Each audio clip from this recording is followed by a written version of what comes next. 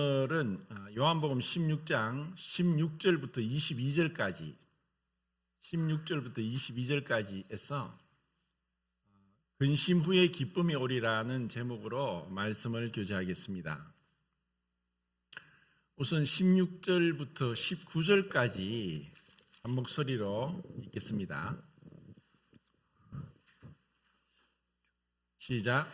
조금 있으면 너희가 나를 보지 못하겠고 또 조금 있으면 나를 보리라 하시니 제자 중에서 서로 말하되 우리에게 말씀하신 바 조금 있으면 나를 보지 못하겠고 또 조금 있으면 나를 보리라 하시며 또 내가 아버지께로 감이라 하신 것이 무슨 말씀이냐 하고 또 말하되 조금 있으면이라 하신 말씀이 무슨 말씀이냐 무엇을 말씀하시는지 알지 못하노라 하거늘 예수께서 그 묻고자 함을 아시고 이르시되 내 말이 조금 있으면 나를 보지 못하겠고 또 조금 있으면 나를 보리라 함으로 서로 문의하느냐.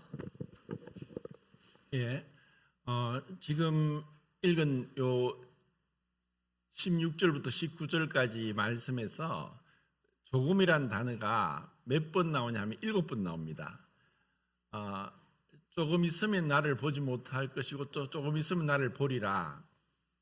이 말씀에서 여기서 조금이라는 이 말씀은 곧 얼마 이후에 있을 일을 말씀하기도 하고 또 그 더 긴 기간을 말씀한다고도 생각이 됩니다. 그리고 그 앞에도 보면 이미 이제 7장 33절이나 또 13장 33절, 14장 19절에도 또 이와 같은 말씀들을 이미 하셨습니다.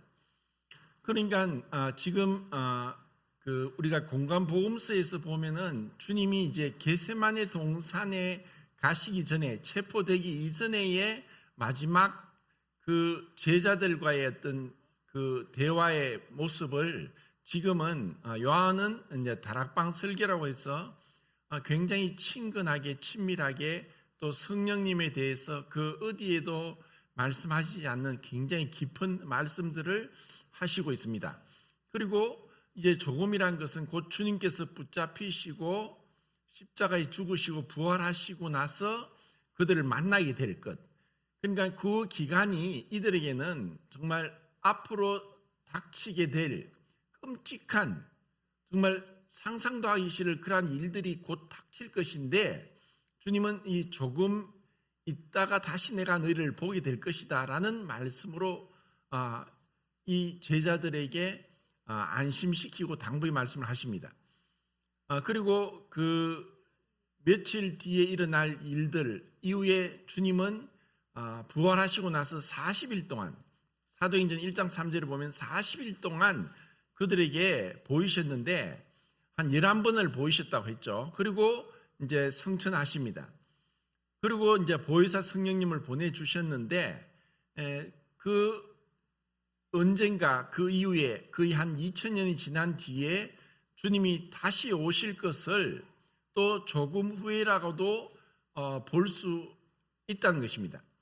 그러니까 주님의 죽으심 이후의 부활 그리고 40일 동안 땅에 계시다가 승천하셔서 10일 뒤에 성령을 보내주시고 그리고 한 2000년 정도의 기간이 지난 뒤에 주님이 다시 그들에게 우리에게 나타나시게 될 그 날을 이 조금이라는 단어로 우리는 해석할 수 있습니다.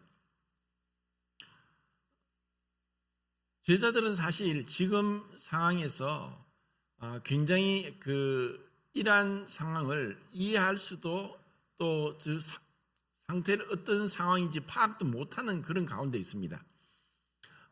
그들이 두려운 가운데 주님을 떠나게 되고 또 부활한 주님을 11번이나 만났음에도 불구하고 그들은 여전히 인간적인 두려움과 또 그들의 생각에서 옛 생활로 돌아가 버립니다.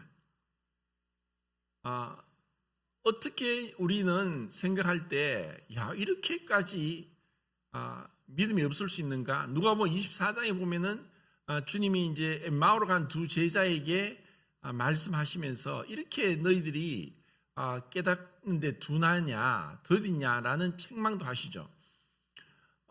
이것은 오늘날 우리에게도 어쩌면 마찬가지입니다. 우리가 지금 믿음 가운데 있고 주님의 그 죽으심과 부활과 승천과 또 성령의 오심 이걸 다 알고 있고, 그리고 다시 주님이 재림하신다, 그걸 뭐 파루시아라고 하는데 다시 이 땅에 오실 것에 대해서 우리는 믿어 의심치 않고 있습니다. 그런데도 우리에게 막상 실생활 속에서 어려움이 닥치고 또 어떤 그 고난이 오면은 도대체 내가 믿음이 있는 사람인지 없는 사람인지 모를 정도로 걱정하고 염려하고 또 현실에 정말 자빠집니다. 이것이 우리의 그 실제적인 그 상태인 것을 우리가 부인할 수 없습니다. 그런데 주님은 이러한 자들을 모습을 다 알고 있습니다. 그리고 이들을 어떤 책망하시기보다는 기다려 주시는, 그리고 조금 후에 다시 내가 너희들에게 오리라, 나를 보게 될 것이다는 말씀으로 안심시켜 주십니다. 그리고 이제 20절, 21절, 22절을 또 읽겠습니다. 20절, 21절, 22절 시작. 내가 진실로 진실로 너희에게 이르노니 너희는 곡하고 애통하겠으나 세상은 기뻐하리라. 너희는 근심하겠으나 너희 근심이 도리어 기쁨이 되리라. 여자가 해산하게 되면 그때가 이르렀으므로 근심하나 아기를 낳으면 세상에 사람 난 기쁨으로 말미암아 그 고통을 다시 기억하지 아니하느니라. 지금은 너희가 근심하나 내가 다시 너희를 보리니 너희 마음이 기쁠 것이요 너희 기쁨을 빼앗을 자가 없으리라. 여기서 너희들은 근심 가운데 있을 것이지만 세상은 기뻐하리라 라고 했습니다. 그래서 세상과 제자들, 세상과 성도들은 완전히 다른 종류의 사람이라는 것을 알 수 있고, 그들이 추구하는 것과 또 그들이 마음 상태는 완전히 다르다는 것을 알 수 있습니다. 제자들은 근심 가운데 있을 것이지만 기쁨이 올 것을 비유적으로 마치 여자가 출산할 때가 되면은 사실 굉장히 어떤 두려움이 오는 것 같습니다. 제가 그런 걸 경험하지 않았지만, 왜냐하면 그것은 큰 고통이 따르기 때문이고, 또 요즘은 그렇지 않지만 과거에는 의술이 발달되기 전에는 출산하다가 죽는 경우보다 많고, 또 성경에도 출산하다가 죽는 그러한 사람들도 있습니다. 그렇기 때문에 출산이 가까이 올수록 두려움이 있지만, 출산 이후에 아기를 낳고 나서는 그 출산의 고통을 다 잊어버리고 기쁨에 있는 것처럼 제자들에게도 주님이 이러한 비유를, 출산의 비유를 들어서 그들에게 기쁨이 올 것을 말씀합니다. 그리고 지금은 근심하지만 이후에는 기쁨이 올 것이고, 그리고 이 기쁨을 빼앗기지 않을 것이다. 누구든지 빼앗을 수 없을 것이다. 그 기쁨을 말씀하십니다. 그리고 또 15장인가 그 앞에서는 주님이 나의 기쁨을 너에게 준다라고 했습니다. 그 기쁨은 주님의 기쁨이고 주님으로부터 온 기쁨이고, 또 이 세상이 알 수도 없고 알지도 못하는 기쁨입니다. 이 세상이 빼앗아갈 수 없는 그 기쁨을 주신다는 것입니다.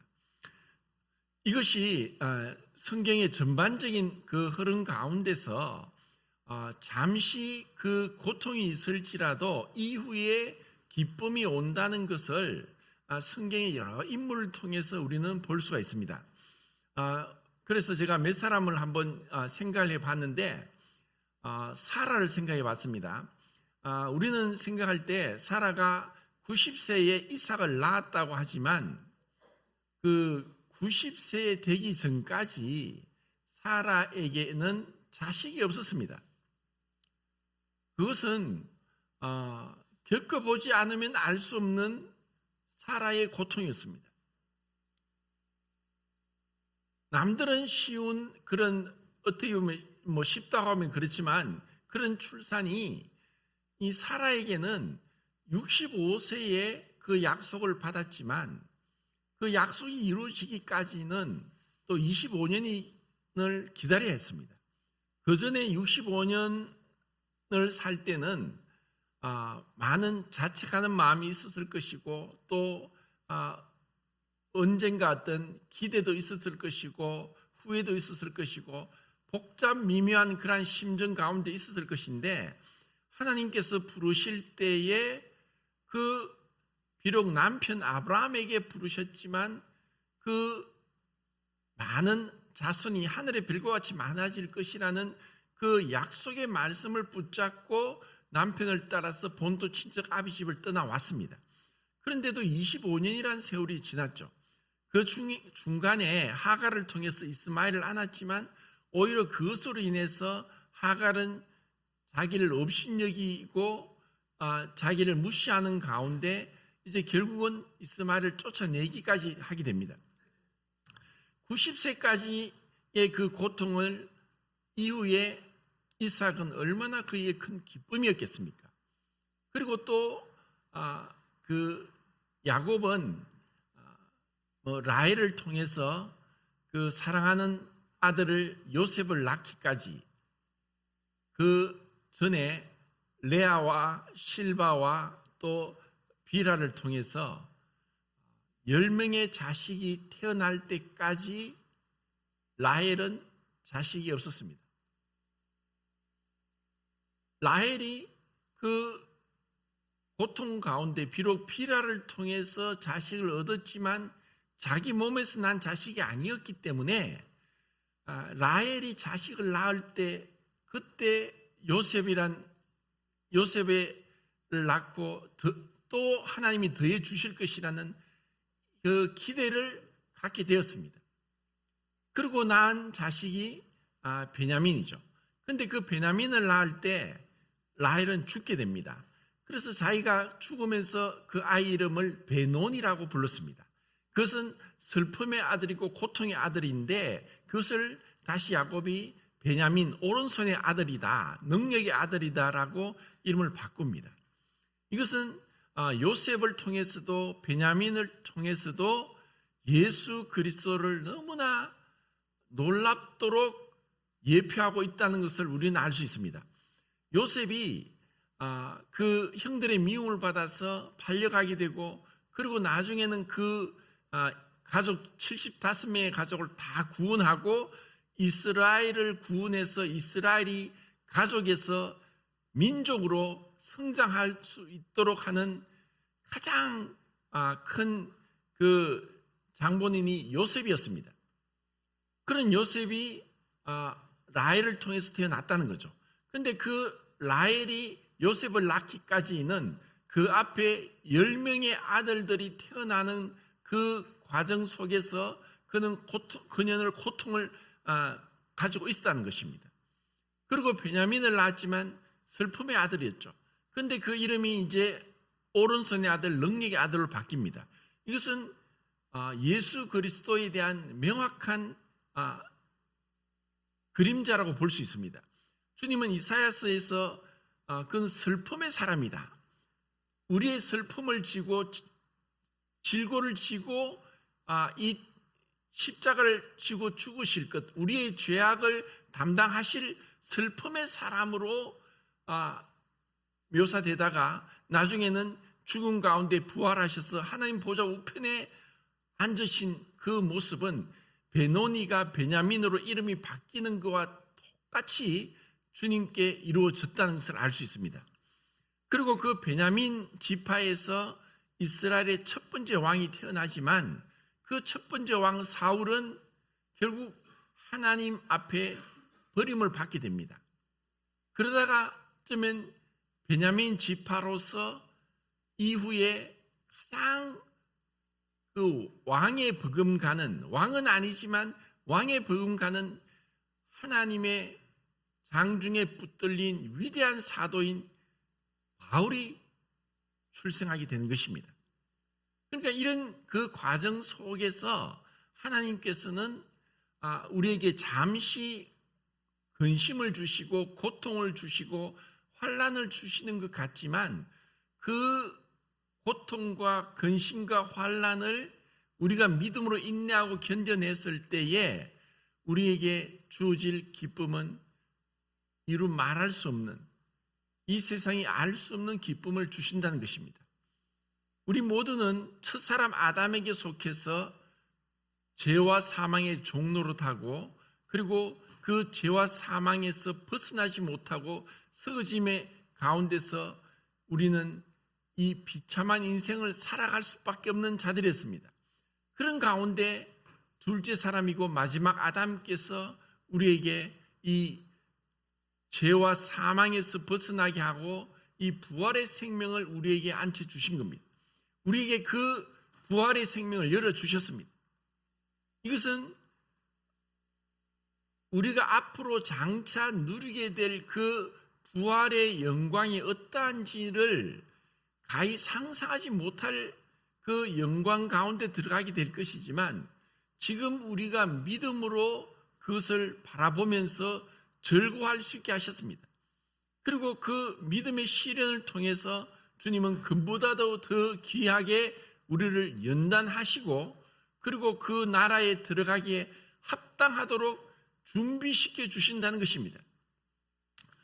이것을 우리가 생각할 때 지금 우리는 어떤 가운데 있느냐, 어떻게 보면은 우리 인생살이가 모든 게 평탄할 수 없고 또 모든 일이 또 순탄하게 잘 이루어질 수 없다는 것은 분명합니다.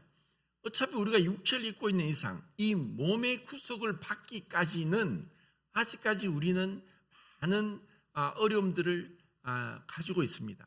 그 어려움을 우리는 어떻게 소망 가운데 인내하면서 주님의 약속을 바라보고 믿음으로 승리할 것인가, 이것을 주님이 우리에게 말씀하시는 겁니다. 이것을 우리가 참 각자의 삶에서 이런 지금은 근심 가운데 있을지만 제자들이 너희들이 곧 근심을 갖게 되고 인자가 죽임을 당하고 그 유대인 대제사장과 장로들에게 팔려서 고난을 당하고 죽임을 당하게 될 것이지만 곧 내가 다시 너희를 보게 될 것이다. 그래서 그들에게 안심시키는 것처럼 우리에게도 이 동일한 약속의 말씀을 하십니다. 지금은 사실 우리 인생이 뜻대로 되지 않고 많은 문제도 있고 어려움도 있지만 우리가 이것을 어떻게 인내하고 견뎌나가느냐. 시편 126편에 울며 씨를 뿌리는 자는 기쁨으로 단을 거두리라. 정녕 기쁨으로 단을 거두리라. 지금은 우리가 인내할 때입니다. 지금은 우리가 고난이 있을지라도 도망가지 않고 믿음으로 맞서야 될 때입니다. 이것을 우리가 삶 가운데서 얼마나 경험하고 그것을 실제로 내 삶에서 누리는가. 주님이 우리의 삶을 지켜보시면서 그분 앞에 숨길 것이 하나 없고 모든 것이 드러나는데 내가 얼마나 주님을 의지해서 낙담하지 않고 그리고 뒤로 물러가지 않고 믿음으로 인내하며 주님을 바라보면서 기쁨으로 감사함으로 나가느냐. 그것은 마치 하늘에 빛난 별과 같이 우리의 삶에 있어서 기억되고 주님 앞에 칭찬받게 될 것이라는 겁니다. 사도행전 16장에서 참 이해할 수 없고 놀라운 그 장면이 있는데 바울과 실라가 빌립보에서 복음을 전하다가 여러 가지 시기 질투로 인해서 그들이 붙잡혀서 이유 없이 매를 맞고 또 발이 착고에 차이고 감옥에 갇힙니다. 그들이 얼마나 무엇을 했습니까? 이 하나님의 복음을 전했고 이 생명의 말씀, 진리의 말씀, 구원의 복음을 전했는데 그런데 그들에게 닥친 것은 의없게도 매질을 당하고 또 마치 죄수인 양 감옥에 갇힌 것이었습니다. 그런 가운데 그들은 한동안은 그 매질 당함으로 인해서 고통이 있었을 것이고 그 고통으로 인해서 오늘날처럼 약도 없을 것이고 다른 치료 방법도 없었을 것입니다. 그런데 그런 고통이 어느 정도 멈추었는지 한밤중에 그들은 갑자기 찬양을 하기 시작했습니다. 남들이 봤을 때는 제정신이 아닌 것 같죠. 어떻게 제정신으로 저렇게 할 수 있을까? 저들이 마치 머리가 돈 것이 아닌가랄 정도로 어떤 판단을 받을 그런 상태에서 그들은 찬양하는 것입니다. 그래서 하나님이 우리 삶에 있어서 어떠한 것을 받으시길 원하는가? 어떠한 것이 하나님께 영광이 되느냐? 우리가 그런 말을 자주 합니다. 하나님의 영광을 위해서, 하나님의 영광을 위해서, 주와 복음을 위해서.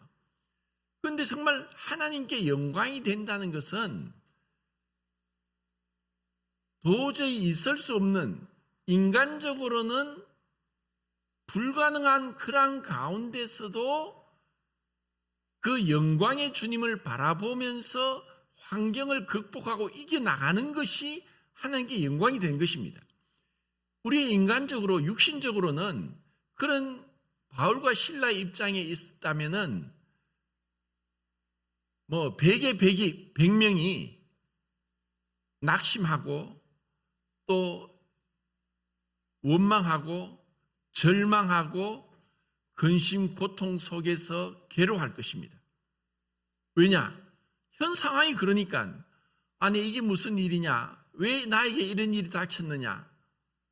그리고 육체의 고통은 오늘날 우리는 고통이 오면 당장 약을 먹습니다. 진통제도 먹고 병원도 가고 주사도 맞고 우리는 기도하기 전에 더 많은 인간적인 방법이 있습니다. 그것 외에도 우리는 이러한 어려움이 왔을 때 정말 주님을 바라보기보다는 우리의 현실 상황을 바라보면서 낙담하는 것이 우리의 모습입니다.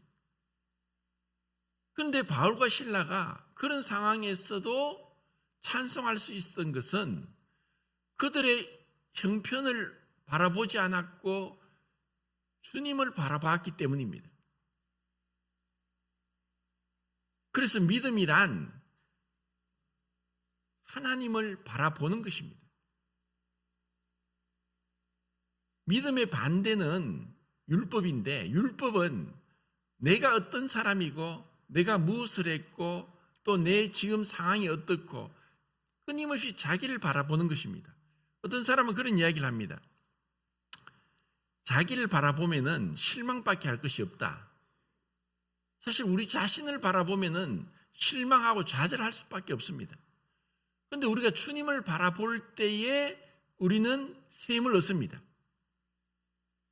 우리가 처음 구원받았을 때 어떻게 보면은 지금보다도 더 우리는 불완전했고 더 육신적이었고 더 세속적이었을 것입니다.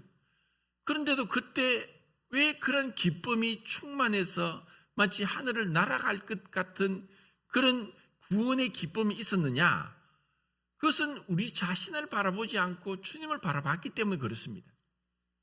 그러니까 신앙이란 얼마나 내가 빨리 자주 꾸준히 변함없이 주님을 바라보느냐의 신앙의 그 핵심이 있습니다.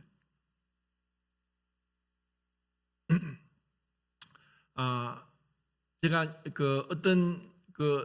거의 80이 다 된 한 성도님을 이제 아는데 그 성도님이 이제 얼마 전에 이제 넘어져서 이제 그 다리를 다쳐서 병원에 입원하게 됐어요. 근데 이분은 이제 혼자 사는 분이어서 가족이 없어요. 그래서 이제 그런 이제 많은 걱정을 하고 내가 왜 그렇게 했느냐, 왜 갔느냐, 왜 그랬을까? 이제 후회도 하고 낙심도 하고 이제 내가 지금 이 입원해서 지금 다리에 기부스를 해서 이 꼼짝도 못하는데 어떨까? 이런 많은 걱정을 하고 그러면서도 주님의 뜻이 있을 것이다. 주님 왜 이렇게 했는지 모르겠다. 이렇게 이제 한 가닥 믿음은 갖고 있었습니다. 그러다 갑자기 앞이 안 보이게 됐습니다. 앞이 안 보이니까 얼마나 그 당황스럽겠습니까? 전혀 그런 뭐 안질에 문제가 없었는데 갑자기 안 보이니까. 그래서 또 다른 성도의 도움을 받아 병원에 가니까 급성 녹내장입니다. 그러니까 안압이라고 해서 안압이 정상이 21까지가 정상인데 60이 넘어가는 거예요. 그럼 갑자기 안압이 올라가니까 안 보이는 거죠. 이 안압이 올라가서 망막 뒤에 있는 시신경을 눌러버리니까 앞이 캄캄해지는 거예요. 그리고 이제 다행히 그거는 수술로 해서 이제 안압을 떨어뜨리고 이제 보게 됐습니다. 그런 가운데 거의 한 달여 동안 계속 성도님들이 찾아와서 기도하고 또 위로하고 했어요. 그러면서 이제 퇴원을 했는데 저기 전화가 와서 이제 그동안 있었던 일을 쭉 얘기를 하는 거예요. 그러면서 뭐라고 하냐면은 너무 감사가 된다. 내가 이렇게 하나님의 사랑을 듬뿍 받고 있고 또 성도들이 나를 이렇게 걱정하고 위로하고 찾아와서 이게 무난하는 것에 대해서 너무나 감사가 된다. 그리고 그전에는 혼자 있으면서 이게 식사 시간도 제때 안 하고 하다 보니 변비가 심했는데 병원에 입원해서 제때 때 식사를 하니까 그것도 해결이 돼버렸다.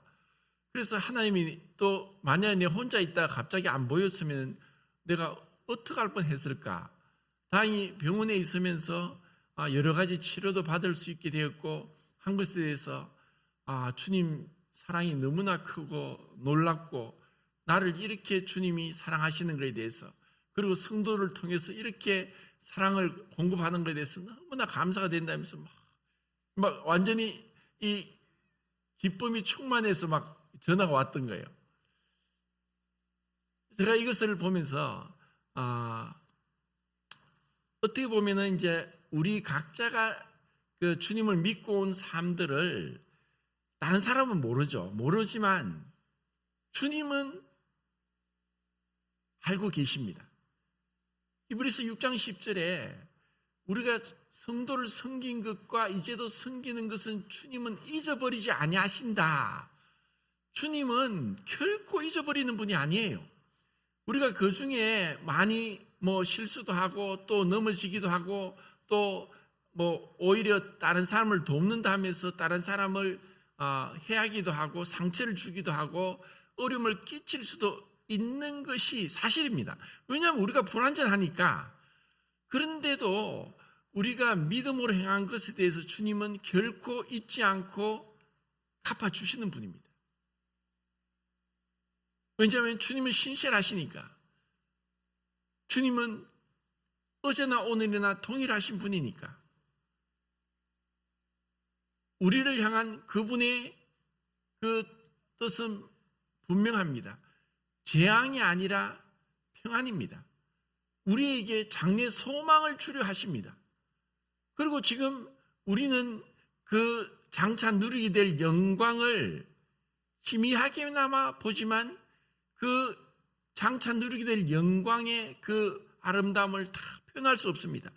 고린도후서 4장 17절 18절에 우리가 잠시 받는 환난에 경한 것이 우리가 누리게 될 즉이 크고 영원한 영광에 중한 것과 좋게 비교할 수 없다. 우리가 돌아보는 것은 보이는 것이 아니요 보이지 않는 것이니 보이는 것은 잠깐이고 보이지 않는 것은 영원합니다. 우리가 지금 잠시 받는 환난에 경한 것, 가벼운 것은 우리가 장차 누리게 될 영광의 지극히 크고 영원한 영광과 좋게 비교할 수 없다라고 했습니다. 우리는 다들 그런 환난의 길들을 통과하는 과정 속에 있습니다. 이스라엘 백성이 출애굽을 하고 나서 그 출애굽할 때도 애굽의 10가지 재앙을 통해서 완전히 애굽의 우상들을 또 바로를 완전히 그 꼼짝 못하게 하고 그들을 밟아버리고 죽이고 하나님께서 이스라엘 백성이 애굽에서 탈출하게 했습니다. 그리고 홍해를 건너고 또 한 달 이후에 만나가 하늘에서 내려지게 하고 40년 동안 그들이 광야를 방황하면서도 발이 부릅뜨지 않고 옷이 헤어지지 않고 또 그들이 목마르지 않고 줄이지 않고 또 더위에 지치지 않고 추위에 얼어 죽지 않도록 하나님께서 모든 면에서 다 보살펴 주었습니다. 그런데도 그들은 가데스 바네아에서 가나안 땅을 탐지하고 나서 불평하고 원망하고 밤새도록 울었습니다. 그것으로 인해서 그들은 40년 동안 방황했지만 그들에게 동조하지 않고 그 애굽에서 나올 때 20세에서 50세까지 남자 전쟁에 나가 60만 3,550명 중에서 두 사람 여호수아와 갈렙만 믿음을 갖고 우리가 가나안 땅에 들어가자, 하나님 약속을 믿고 들어가자, 하나님이 우리를 이기게 하신다, 그 약속의 말씀을 믿었지만 그 나머지 60만 3,548명은 믿지 않았고 그로 인해서 그들은 광야에서 죽었습니다. 그 60만이 넘는 사람들이 불신 가운데 있는데도 불구하고 그 두 사람이 믿음이 약해지지 않고 그들의 불신에 휩쓸리지 않고 그들의 불신과 또 현실 상황에서 여전히 광야에서 뺑뺑뺑뺑 돌면서 방황하는 그 낮에는 더위와 밤에는 추위와 그런 가운데서 그들이 그 헤매고 다니고 있을 때에도 여호수아와 갈렙은 믿음이 약해지지 않았습니다. 그들에게 불신에 동조하지 않았고 여전히 믿음을 가지고 있었습니다. 주님은 그들의 믿음에 대해서 갚아주시고 보상해 주시는 겁니다.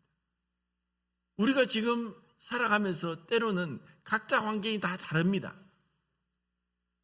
우리는 비교하면서 왜 나는 저 성도보다 못하지 하고 항상 사람들은 그런 그 비교의식에 있기 때문에 그 비교의식이 잘못하면 교만해지고 잘못하면 열등감에 사로잡힙니다. 그 중심은 자아입니다. 그 중심은 여전히 주인이 자기라는 것입니다. 예수 그리스도가 주인이시고 그분을 바라보고 또 그분께서 나에게 행하신 것과 그분께서 나에게 해 주실 것과 또 그분께서 나를 지금도 어떻게 인도하시고 보호하시고 사랑하신다는 것을 믿음으로 바라본다면은 우리는 결코 낙심하지 않을 겁니다. 좌절하지 않을 것입니다. 지금은 근심하지만 곧 기쁨이 올 것에 대해서 우리는 추호도 의심하지 않고 기뻐할 것입니다. 주님이 원하시는 것은 바로 이러한 것입니다. 그리고 이미 그 주님의 그 죽으심과 부활 이전에 놀라운 약속을 그 선지자를 통해서 하셨습니다. 그래서 한번 그것을 보겠습니다. 이사야서 25장입니다. 8절 9절.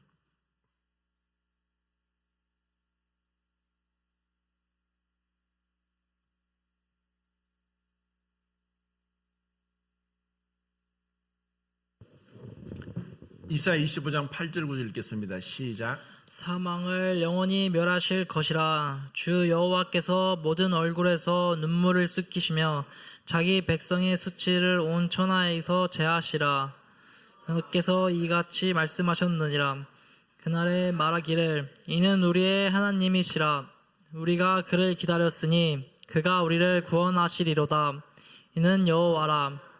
우리가 그를 기다렸으니 우리는 그의 구원을 기뻐하며 즐거워하리라 할 것이며. 네.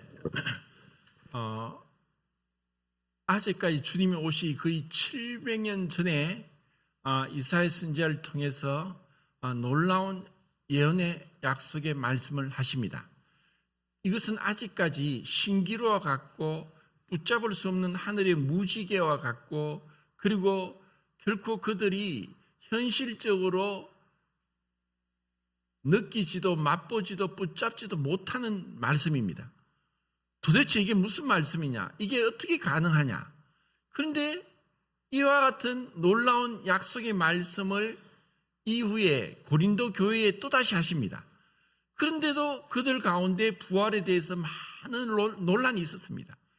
결국 그들은 이런 이야기까지 합니다. 그리스도께서 다시 살아나지 못하셨다. 만약에 그래서 바울이 이렇게 논증합니다. 만약에 그리스도께서 다시 죽은 자 가운데서 살아나지 못했다면은 죽은 자가 다시 살아나는 것이 없을 것이다. 그리고 또 우리는 여전히 죄 가운데 있을 것이다.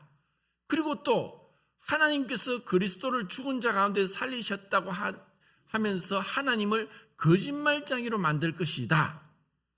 그리고 또 만약에 주님이 부활하지 않았다면 우리는 이 세상에서 가장 불쌍한 사람이 될 것이다 라고 얘기를 하는 거예요. 주님은 죽으시고 부활하셨어요. 그리고 그것을 이 이후에 고린도 교회에서 이런 부활의 논쟁이 있었던 것을 우리는 압니다. 그런데 정말 이 15장에서 바울이 이 부활을 경험하기 위해서 놀라운 선언을 합니다. 나는 날마다 죽노라. 결국 부활은 죽음 이후에 부활이 옵니다. 그리고 고난 이후의 영광을 맛봅니다. 그리고 우리가 지난 시간에 본 것처럼 성령이 겸손하게 자기를 자의로 말씀하지 않고 전적으로 그 아버지의 영광, 그리스도의 영광을 드러낼 때에 이후에 성령께서 영광을 받으십니다.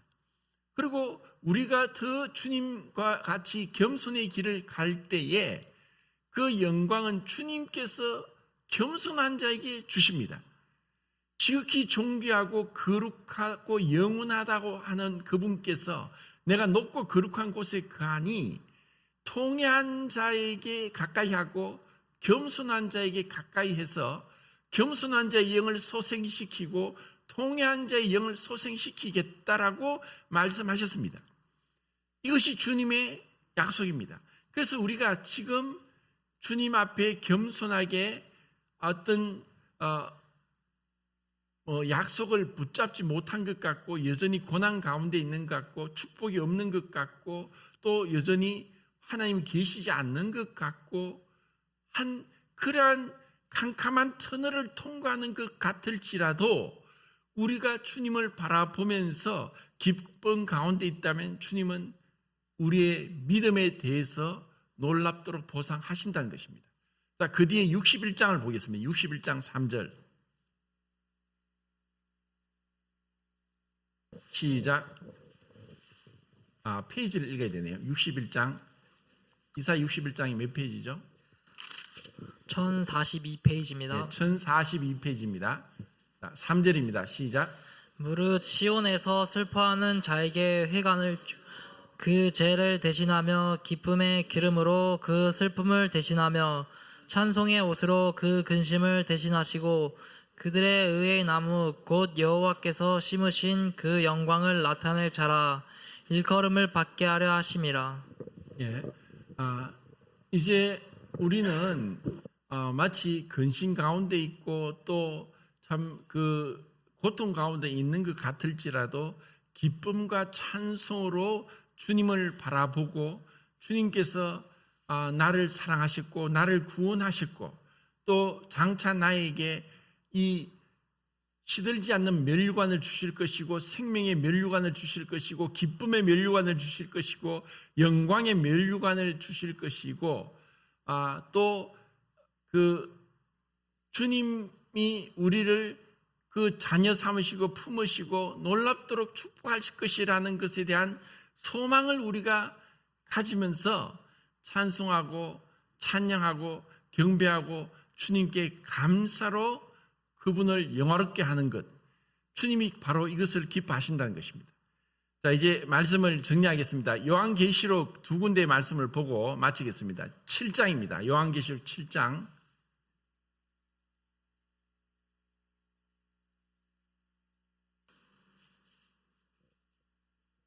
16절 17절 요한계시록 제일 뒤쪽에 있는 책입니다. 7장 16절 17절입니다. 시작.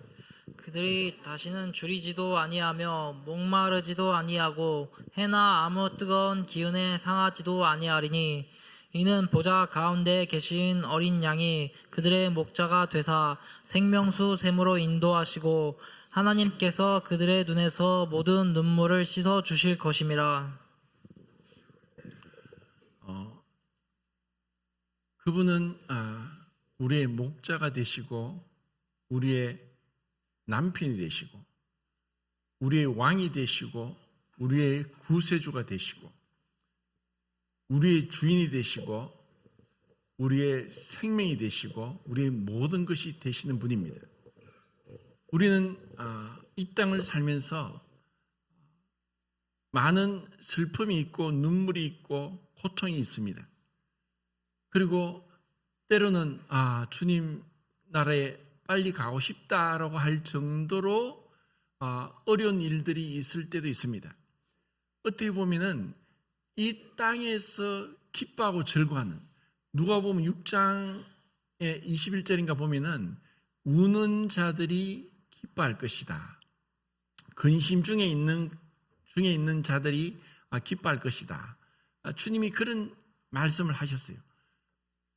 우리가 그런 그 고통 속에 있다 할지라도 주님은 이 약속의 말씀대로 우리의 눈에서 우리의 눈물을 씻겨 주실 것입니다. 그래서 지금은 고린도후서 6장에서 바울이 그랬어요. 우리가 그 근심 중에 있는 자 같은 기뻐하는 자고, 우리가 가난한 많은 사람을 부유하게 하는 자요. 우리가 가난한 자 같으나 부유하게 하는 자요. 어떻게 보면 우리가 모순 속에 있는 것 같아요. 우리는 어떻게 보면 세상에서 사실 별 볼 일 없는 사람 같고, 세상에서 부귀영화를 누리는 사람들하고 그들이 이 세상에서 추구하는 것과는 우리는 다른 하늘에 있는 것, 하늘에 담이 없는 보화를 쌓는 우리의 삶과 이 세상에서 지혜롭게 땅에 있는 것을 추구하면서, 그리고 어떻게 하든 이 육신을 위해서 이 세상 가운데서 부귀영화를 누리려고 하는 자들과는 완전히 반대되는 삶을 살고 있습니다.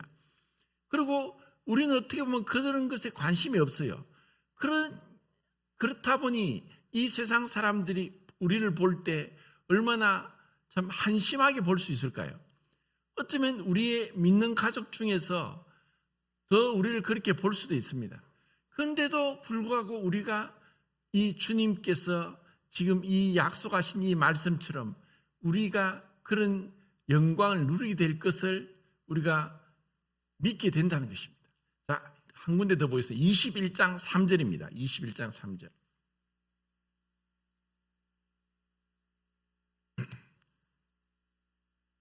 시작.